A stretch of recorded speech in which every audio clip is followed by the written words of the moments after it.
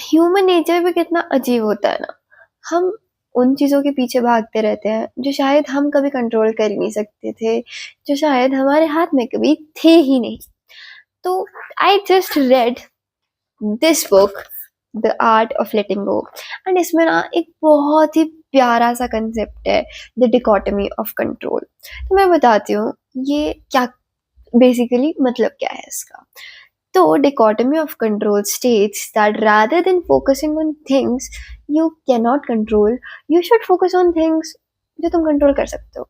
अब ये सुनने में कितना सिंपल लग रहा है ना, पर ये उतना इजी है नहीं। वो पूरी लाइफ लगा देते हैं कुछ सिचुएशंस को कंट्रोल करने में, उन्हें अपने हिसाब से मोल्ड करने के लिए, बट हमारे हाथ में वो कभी थी ही नहीं।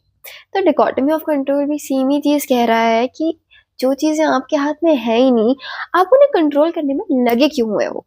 अब जैसे कि मान लो कि आपको कोई एग्ज़ाम देना है, अब उस एग्ज़ाम की डिफ़िकल्टी लेवल, कैसे क्वेश्चन आएंगे, वो तो आपके हाथ में है ही नहीं। आपके हाथ में पता क्या है कि आप कितना पढ़ सकते हो, अपना टाइम टेबल कैसे सही कर सकते हो, अपने स्टडी आवर्स कैसे सही कर सकते हो।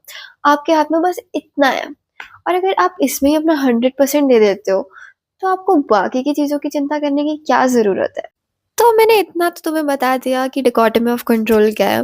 मैं तुम्हें बताती हूँ कि तुम इसे प्रैक्टिस कैसे कर सकते हो। पहली चीज़ तो be mindful and live in the present. तुम जितना हो सके ना प्रेजेंट में जीना शुरू करो। जो हो गया वो हो गया, और जो होने वाला है वो तो तुम्हारे हाथ में कभी था ही नहीं, ठीक है। तो जितना हो सके ना प्रेजेंट में जियो। और दूसरी चीज़ इसी में मैं ऐड ये करना चाहती हूँ ना, कि मान लो तुम किसी सिचुएशन से टकरते हो, उसको पहले एनालाइज करो कि उस सिचुएशन में कौन सी ऐसी चीज़ें हैं जो तुम कंट्रोल कर सकते हो, और कौन सी ऐसी चीज़ें हैं जो तुम कंट्रोल कर ही नहीं सकते, जो तुम्हारे हाथ में है ही नहीं। एंड देन जो चीज़ें तुम कंट्रोल कर सकते हो ना, उससे बेस्ट निकालो जितना अच्छा हो सके ना उस सिचुएशन से, मतलब बिल्कुल निचोड़ दो पूरा उस सिचुएशन से जो तुम्हारे हाथ में है, और बाकी भगवान पे छोड़ दो। भगवान सही सब सही कर देगा। Trust the universe, trust the God, जिनमें भी तुम मानते हो, ट्रस्ट देम। बाकी इस कंसेप्ट को जब से मैंने अपनी लाइफ में लगाया है ना, लाइफ मेरी काफ़ी ज़्यादा बेटर हो गई है। लाइक बिना बात का स्ट्रेस भी नहीं होता, और पिंपल्स भी नहीं होते।